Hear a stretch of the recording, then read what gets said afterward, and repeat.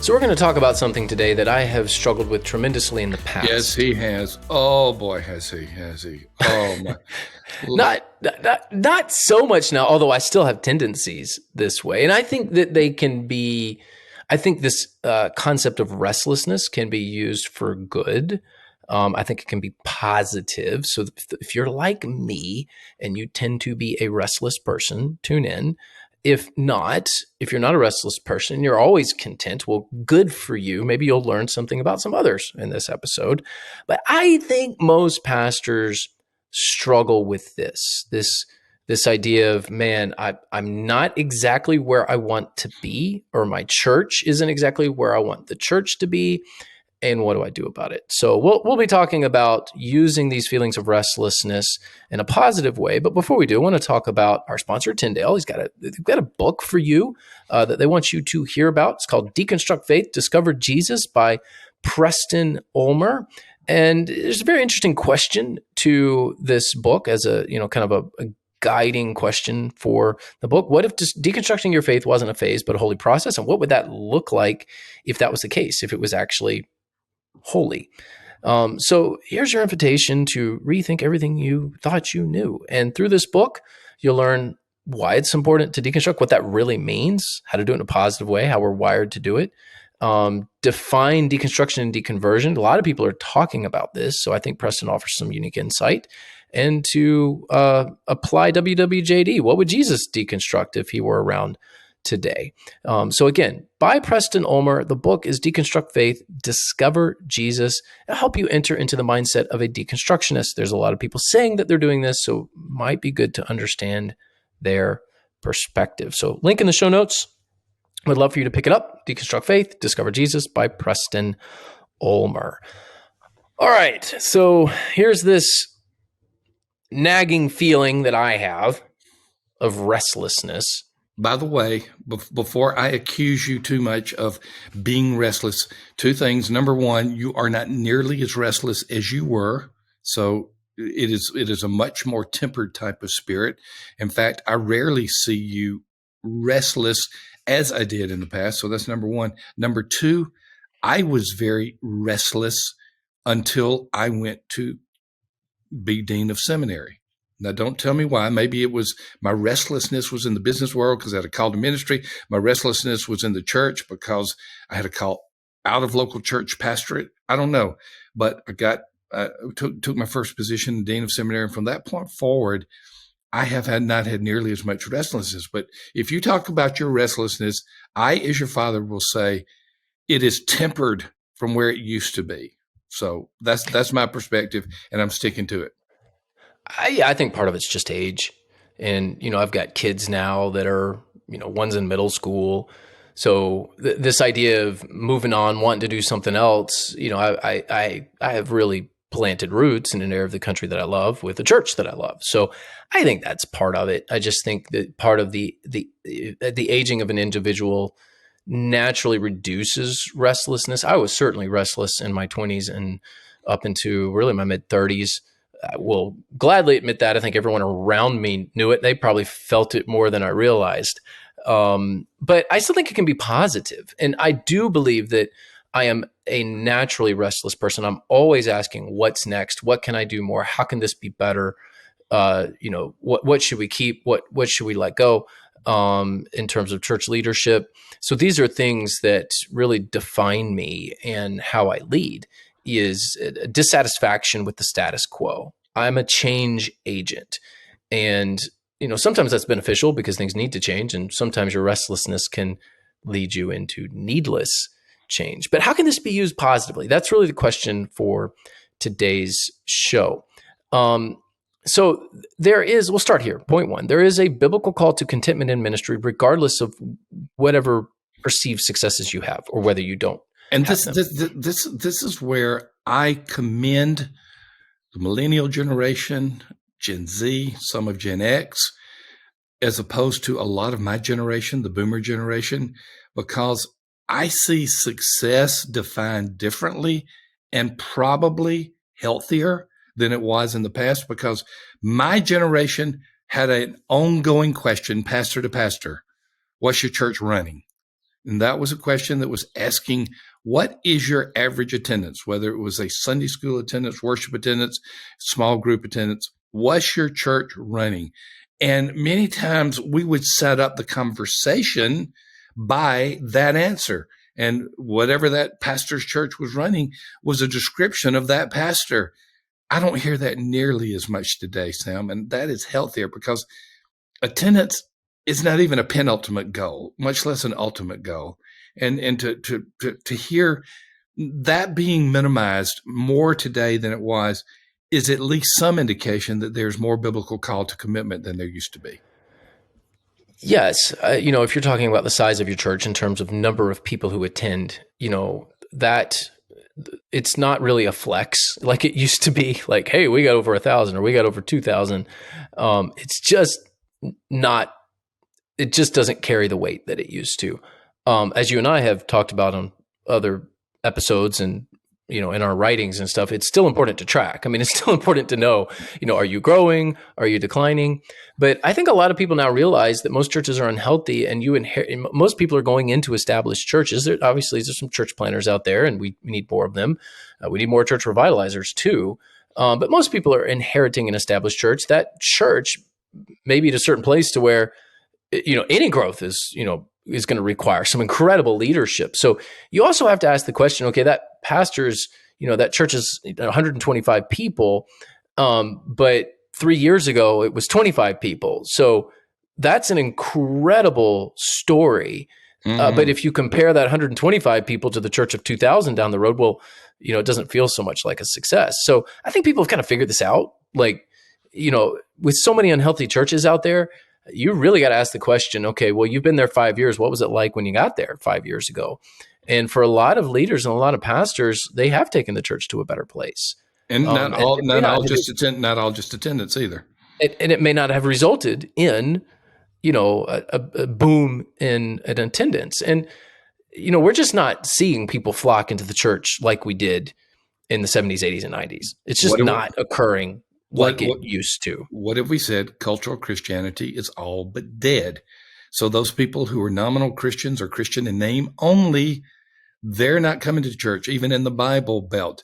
I just read an article. It was part one of two parts by Tim Keller on this phenomenon, and he breaks it down really, really well about the culture. I'm not going to try to reveal all of the article. Don't even have to put it in the show notes. You can look up all of Tim Keller's stuff, but just simply to say it is a reality, and Keller is acknowledging it. And we've been saying this for some time.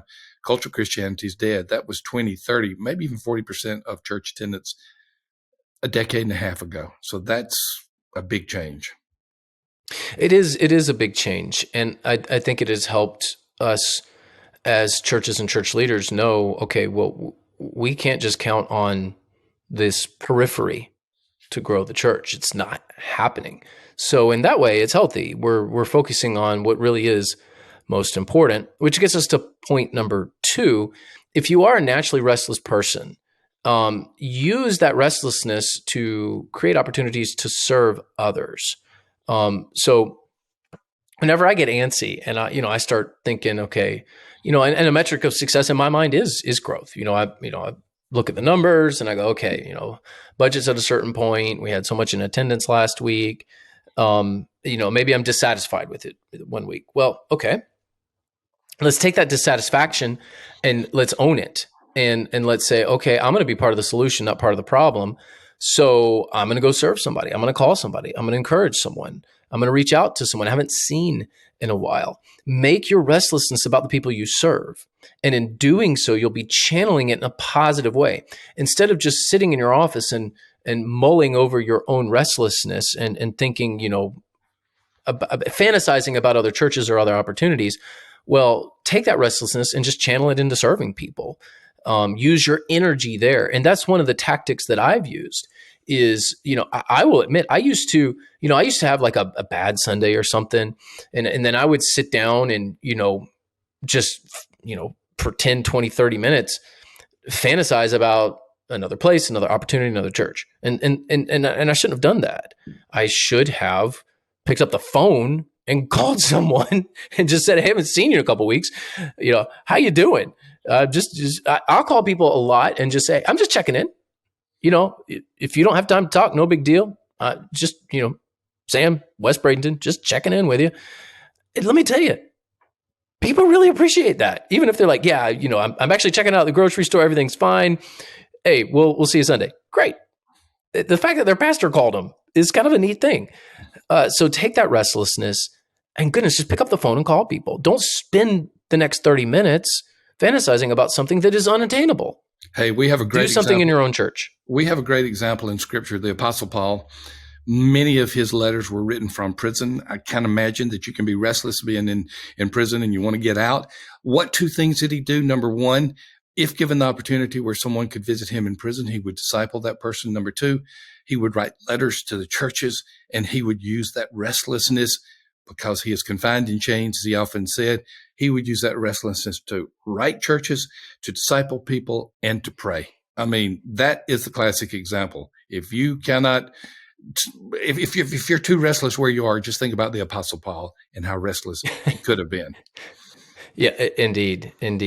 Now, this third point, I think, is so critical to point out, because when you are restless and when you're thinking about other opportunities or thinking about leaving your church or doing something different, this is when you are most susceptible to the grass is greener syndrome. Now, I know our listeners know what that is. Like, everyone knows what that means, but let's break it down practically and let's talk about this idea of being restless. And when you are restless, the grass is always greener. And if you leave because of pure restlessness and just go to someplace else, guess what? You're going to experience that all over again after the newness wears off. I'll just give a personal example here. There's a church, and I don't want to name names, just usually I do, but in this case, I don't think it'd be wise. There's a significant church, I'll just say that's without a pastor. And there have been a few people that have come to me and said, "Hey, you should put your name in for that church. You should go after that. You'd be a good fit." And you start thinking about it and you start going, "Okay, well, maybe I should, maybe," and then you can get restless just from thinking about things like that. And I really just pulled myself way back and said, "Okay, let's not fantasize about the church that I think it could be. Let's just look at the church and where it is right now and what I would inherit." And I'm going, I would be miserable there from day one. Yes, it's 10 times the size of my church. Okay. I would be miserable. I would have gone there just to simply to simply solve the restlessness in my own mind. That the remedy would be the move, and the remedy can't be the move. It can't be. The remedy for your restlessness can't be the move. You've got to have other reasons why you think God is calling you there. You can't just say, "Well, God called me there because I was restless at my other church." Like, that's not a good move for you ever. There has to be other reasons, have to be other factors in play. I am curious about number 4. You wrote this particular script. Sometimes I write them, sometimes you write them, sometimes we collaborate, but more times one of the two of us is writing. And on this one, number 4, you said, "Don't fear restlessness, but don't embrace it either." I reviewed that and I said, I'm going to have to get Sam to unpack it because I'm not sure where he's going with this. Sam, would you unpack number 4?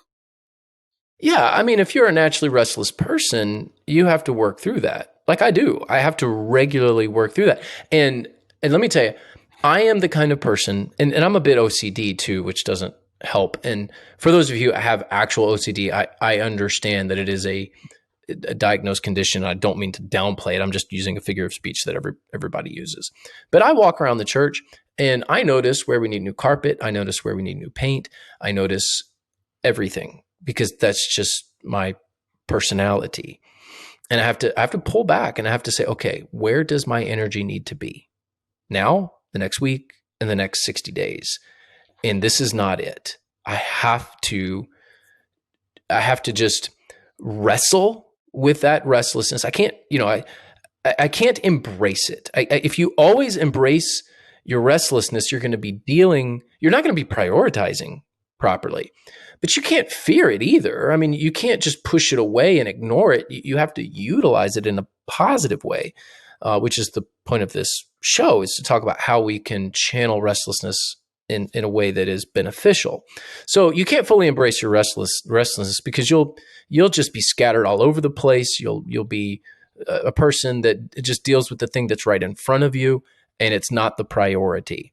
But at the same time, you do need to recognize it, not fear it, and ask yourself, what's the best way to channel this energy right now? You've been doing some self-diagnosis. Do some dad diagnosis right now. Where am I on the scale of restlessness? What do you see with me? I've never asked you that question before. What do you see Is with this a me? scale of 10? Well, do answer whatever you want to answer. I mean, you have watched me as a father. You've watched me in different roles, but now for the first time on a significant basis, we are working together. So what are you seeing? I'm curious. On a scale of 10, you're 72. Oh, I'm restless. Yeah. You're extreme is my point. I come Okay. by it honestly. I don't know if it's genetic or learned. Whatever it is, I definitely come by it honestly. Okay. You're All right. always asking what's next. You're never satisfied. Uh, you will throw out an idea, and before we can even put an implementation plan together, you've moved on to the next one. Okay. Maybe that was a bad question. Maybe I, I kind of thought I was a little bit restless, but I'm an extremist now. Oh my goodness. You are, yes. Well, but what it does, again, I think you've learned to channel it properly. What it does is it has created you're an innovator because of it. You can't be an innovator or an entrepreneur or an inventor without constant restlessness. These are the people that truly create the novel ideas and products and programs. So I would just say that yes, you are definitely extreme, but again, it's all about how you channel that. Um, Your poor mother. yeah, now I do fear and feel for her, She certainly. Yeah. she is so calm. She smiles all the time. She can take 12 hours and work on a painting. She's an artist and just be as calm as she can be. Just golly, the what she has to put up with for almost 45 years now. Now, mom's the complete opposite. I've seen my mom just sit in a chair and be content just to Yes. sit there. Yes. And I admire that. And she's thinking, she may be praying, she may be meditating, she may be contemplating her next piece of artwork, but she's glad just to sit there. You are not Okay. like that. Okay. Well, enough about me. Let's go to point number. You Let's asked. that's I kind of thought that you would say something of that ilk, but let's go to the next one. Sometimes restlessness may cause you to pause, but it should never put you in retreat. What are you saying there?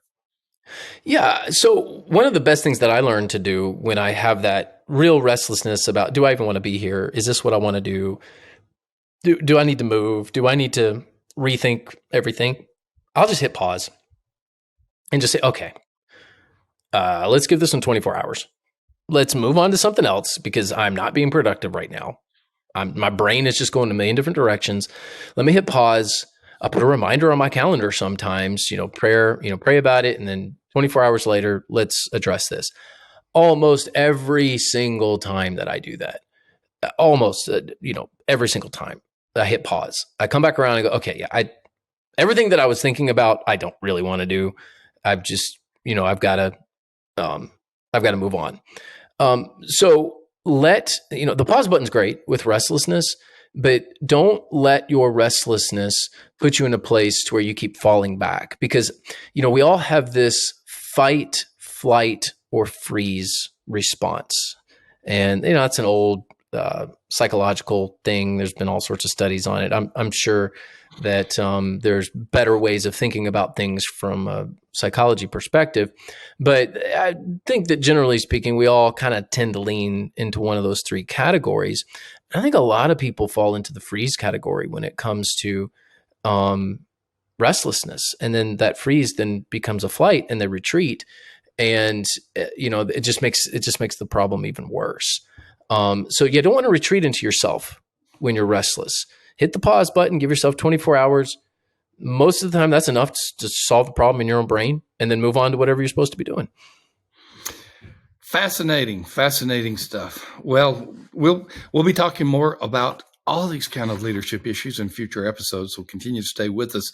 We know that we've done well over 800 episodes. We may have done even more than that because we're not sure if we brought some from our previous platform. But to let you know, we'll continue to be talking about things like this at Church Answers. Let me mention Church Answers University. Wow. That ministry training, that opportunity to have your own ministry training at your own pace at an incredibly affordable price has just been taken to the next level for 5 of you. 5 of you. Now we've said 5 of you in 3 different episodes, but that's because we record them all at one time. So if you said, well, you said 5 last time, you said 5 the previous time. Well, that's because we record 3 episodes consecutively on one day. There are 5 available scholarships, 50% scholarships, $748 of the roughly $1,500 cost can be a scholarship that you have on a first come, first served basis, an incredible 10-course program. Do it at your own pace. Great teachers, the books, the workbooks, all of that. It's growing faster. It's just growing faster every single week. If you're interested in that scholarship, we have 2 certifications right now. The certification in Christian ministry, which is general preparation. And then we have the certification in women's discipleship. Coming soon, we'll be having the certification in worship leadership. Okay, to the first 5, write Matt, M-A-T-T, at churchanswers.com. Let him know you're interested in the scholarship. Maybe put a sentence or 2 of why so he can see what's going on there. Maybe a little bit of background, very brief background about yourself. Matt at churchanswers.com. We've got 5 more scholarships. We've given away 6 on the podcast in the past. The donor has come back and said, I've got 5 more. I love the way you're getting this out on the podcast. Continue to do it, at least for this season. Once again, if you're interested in getting a scholarship at Church Answers University, Matt, M-A-T-T, at churchanswers.com. As always, thank you for listening or watching on YouTube. Give us those those ratings, those reviews, subscribe at YouTube and all those other places where you may have an app where you can do any of the following. Continue to watch us, continue to hear us, and we'll be here for the next episode where Sam and I will come back for Rainer on Leadership. We'll see you then. Hey, folks, this is a PS to our podcast. We got some exciting stuff that we want to offer you absolutely for free. Sam, when you think about predictive factors in a church's growth, if you take out demographics, what are some things that come to mind? Just 2. I mean, don't give me a list of 10. Just 2 or 3 things that come to mind on predictive growth of a church. Well, evangelism and whether the church is doing it or not. Bingo.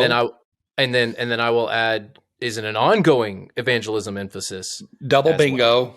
Well? And maybe something about leadership and their commitment to that. So all of the above. Evangelistic churches have evangelistic pastors. Is the staff, is the lead pastor doing the work themselves? We have a free download for you, and it's actually a sheet that you can self-score. You answer 20 questions, anywhere from strongly disagree to strongly agree. And we come back and we predict what your growth rate is going to be for the next year in worship attendance. It's not a perfect tool, but it's a good tool. There's a link to that for the attendance predictor. Look in the show notes. You'll absolutely love it. That's cool. We'll see you soon.